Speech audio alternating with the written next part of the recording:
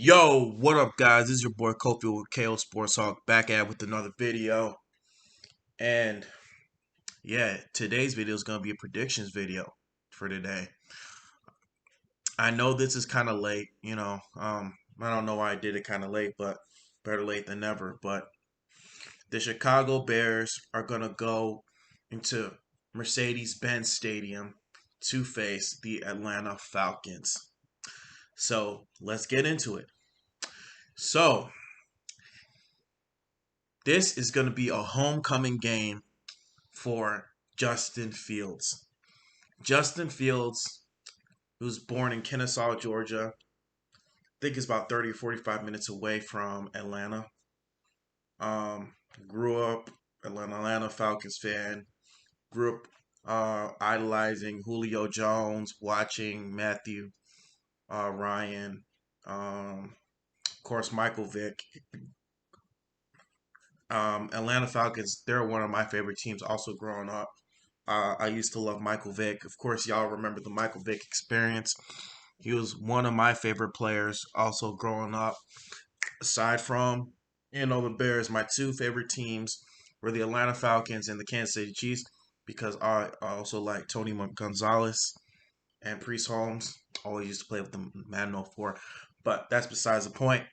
Let's get into this game.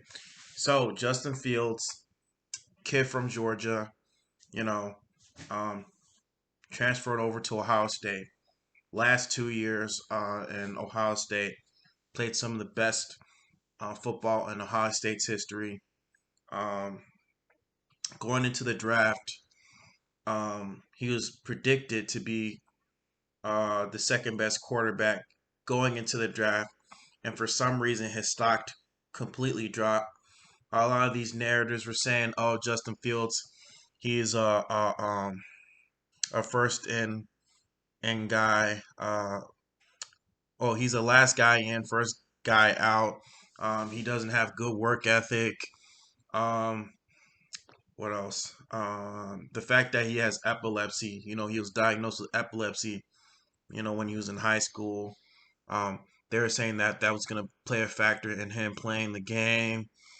People were really concerned about that. To a point where they had, for some reason, Zach Wilson and Trey Lance, two of the guys who didn't have the type of resume that Justin Fields had.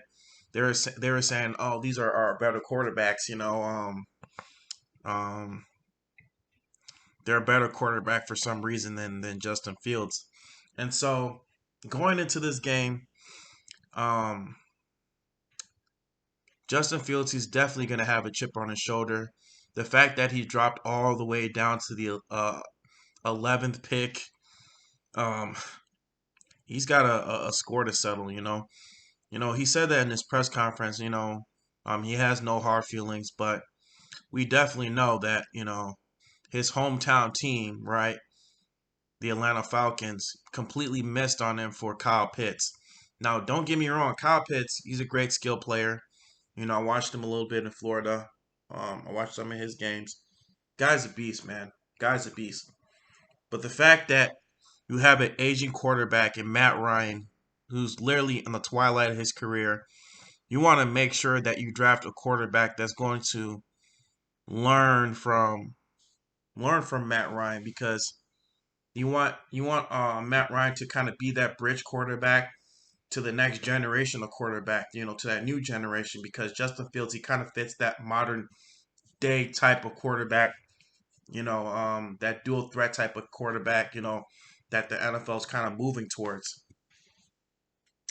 And so the fact that they kind of draft Justin Fields, that they drafted Kyle Pitts over him, and that you're going with freaking Marcus Mariota and Desmond Ritter, just shows what kind of organization they are, choke Lana. But anyway, going into this game, Atlanta is ranked fourth in rushing yards. They're ranked 23rd in points per game. They're ranked 16th in passing yards, and in total rushing yards, They are ranked. I think they're ranked. Yeah, they're ranked 10th. And yeah, like the reason why they're so good is because some of the running backs, Algier, one of the rookies, Algier, he's been playing really well, and specifically Cordero Patterson, man. Um, Cordero Patterson. I mean, he was a former Bear. He used to play for us for the last 2 years. He's been I wouldn't say he's been lights out, but he's been very very effective, man. Not only in punt returns and kick returns, but definitely in the running game. And then of course you got Marcus Mariota, who's a threat to always run the ball. When he has enough open space, he's always a threat to run the ball. So going into this game, um, our run defense definitely is going to have their hands full. Our defense was not even good at all. I mean, we couldn't even stop a nosebleed. Um, the fact that we had to get Taco Charlton off of the Dallas Cowboy squad, to come in and be, a part of our team just shows that our run defense is not good. When you have a run defense comprised of Dominique Robinson, Angela Blackson, Justin Jones, and Travis Gibson, who completely regressed from last year, yeah, you're gonna have a lot of problems. You're gonna have a lot of problems. And the fact that, now don't get me wrong, Nicholas Morrow, he's decent, but he ain't no Roquan Smith. And Jack Sanborn, I'm really um rooting for this kid. The kid is pretty good. He's like a heat-seeking missile.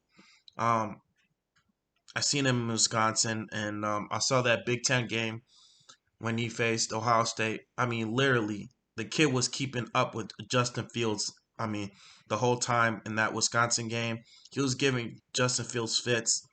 And you already see Justin Fields is one of the best athletes already in the game. Not only one of the best, one of the fastest players in the NFL, breaking all types of records. We're gonna get into with him later on, you know, um, later on this video. But um, for the most part, our front seven is not that good. Our front seven is not that good. Aside from Justin Jones on that front seven, he's been serviceable. But we don't have a true three technique type of D tackle. And you've been seeing it for this whole entire season. Dead last and giving up yards per game. A lot of teams have been running over us. Last week, I mean not Dallas, Detroit has been completely gashing our running game.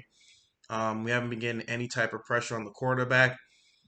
Jared Goff has been dyeing us up, and if we ever want to have a chance at beating Atlanta, we're gonna have to stop the run game. Like literally, we're gonna like the Bears are gonna have to stop this running game, and they're gonna have to put pressure on Marcus Mariota because I mean that's for any quarterback, for almost any quarterback. Um, the Bears have not been getting any type of pressure whatsoever. I think we're like 31st in sacks. Um, we're dead last in QB pressure. I mean, one of the last. No, we're second to last. Atlanta's actually last in QB pressure. They have a terrible defense. Um, yeah, our defense is not good, and we already know that Atlanta they rely solely on their run game, and so we're gonna have our hands full this upcoming game going into Mercedes-Benz Stadium. Now going to the Bears offense.